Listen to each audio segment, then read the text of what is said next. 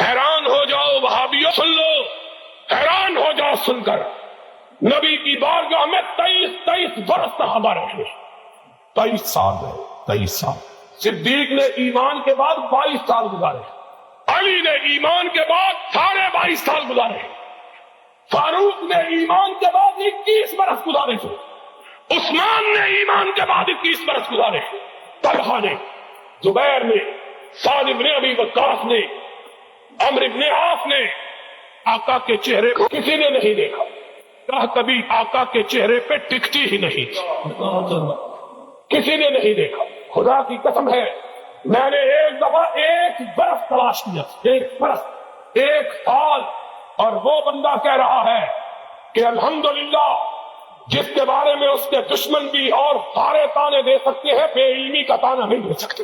1 برس میں نے حدیث کی کتابوں میں تلاش کیا، سیرت کی کتابوں کو ڈھونڈا، 1 برس، 1 سال، پورا 1 سال، کہ کسی ایک صحابی سے مجھے محمد کا چہرہ نظر آ جائے، کوئی ایک صحابی حضور کا حلیہ بیان کر دے۔ 1 برس ڈھونڈ کے تھک گیا، سب کو دیکھا تو یہی کہہ رہے تھے کہ آفاق ہا گردیدان، مہرے بتا ورزیدان، بسیار خوب آردیدان، اما تو چیزیں دی گئی، تیرا چہرے کی کیفیات اور اس کی شکل و صورت کیسے بیان کروں کہ 1 دفعہ دیکھا ہے پھر دیکھنے کی ہمت ہی نہیں ہوئی۔ کون ہے تو؟ کس نے یارا ہے جو نظر ٹکا کے دیکھے، نگاہوں کو جما کے دیکھے، سر کو اٹھا کے دیکھے؟ کس میں طاقت ہے؟ حسن کا یہ عالم کہ 1 نظر اٹھی پھر ہمیشہ نیچے ہی گری نہیں، اور کہا نظریں جھکا کے چلو، جسم و جان بچا کے چلو۔ ادب کا ہے، کس نے دیکھا ہے؟ کون ہے جو اس چہرہ کعبہ کو دیکھنے کی جرات کر سکے؟ اور ذرا سننے والی بات ہے، اب ریلویوں کس سے بیان کرتے ہو؟ اب رخ مصطفیٰ کا تذکرہ ہم وہابیوں سے بھی سن لو۔ ام معبد نے کہا خوبصورت مسافر آج ہی گھر میں بولیا نہ ہوا، آج تو گھر میں کچھ بھی نہیں ہے، میرے آقا کی نظر سدھ خیمہ میں پدی ہوئی بکری پر پڑی، مدتوں سے جس کا دودھ خشک ہو چکا۔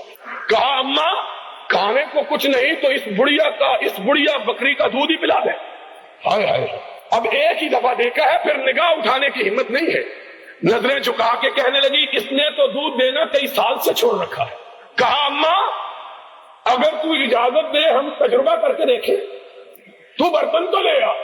ماں کہتی ہے، ام معبد کہتی ہے، دل میں ہنسی لیکن چہرے کا جلال اتنا تھا انکار کی جرت نہیں ہو سکی۔ چھوٹا سا برتن اٹھا کے لے آئی، اس کو کیا پتا ہے کہ یہ کون آیا ہے؟ اس نے کہا یہ اجنبی ہے، مسافر ہے، بھوکا ہے، ضد کر رہا ہے، چلو اپنی ضد دیکھ لے۔ اس کو کیا پتا ہے کہ آج وہ آیا ہے کہ جس طرف یہ جاتا ہے رب کی رحمتیں ساتھ جاتی ہے۔ اس کو کیا پتا ہے، اس کو کیا معلوم ہے کہ آج اس کے دروازے پہ کون آیا؟ چھوٹا سا برتن اٹھا کے لے آئی، نبی نے صدیق کو دیکھا اور صدیق نے نبی کو دیکھا، مسکرائے۔ اس طرح معلوم ہوا جس طرح چاندنی رات میں، اندھیری رات میں بادلوں کی اوٹ سے چاند نکل آیا، وہ دانت کہ جب مسکراتے تو لوگوں کو آسمان پہ کودنے والی بجلیاں یاد آ جاتی، موتی کی طرح سفید۔ میرے آقا تیری بات کا کیا کہنا ہے؟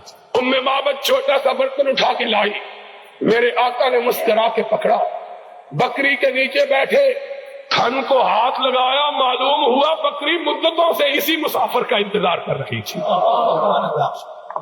دودھ اس طرح آیا جس طرح ساون کے مہینے میں بادل امٹ کے آتے، برتن سارے بھر گئے، دودھ ختم ہونے میں نہیں آیا۔ حضور نے پیا، ابو بکر کو پلایا اور چل نکلے۔ ام معبد کہنے لگی مسافر میں تجھ کو جانتی تو نہیں ہوں، لیکن تو اتنا برکتوں والا ہے کہ میرا جی چاہتا ہے 1 رات میرے گھر میں قیام کر لے۔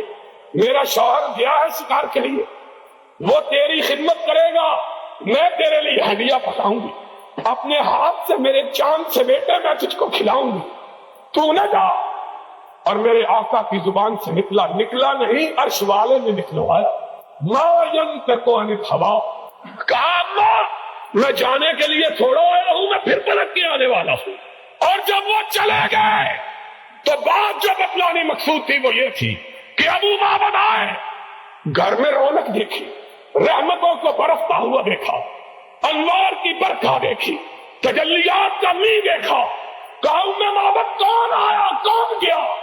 ابھی اس راستے کوئی گرا کہہ دیتی ہے شوخی نقش پاکی ام معبد کے الفاظ نقل کیے ہیں مورخین نے، جو بات بتلانا چاہتا ہوں وہ یہ ہے، ام معبد نے کہا ابو معبد یہ نہ پوچھو کون آیا تھا، کہا کیوں، کیسا تھا، کیا رنگ تھا، کیا شکل تھی، کیا ڈنگ تھا؟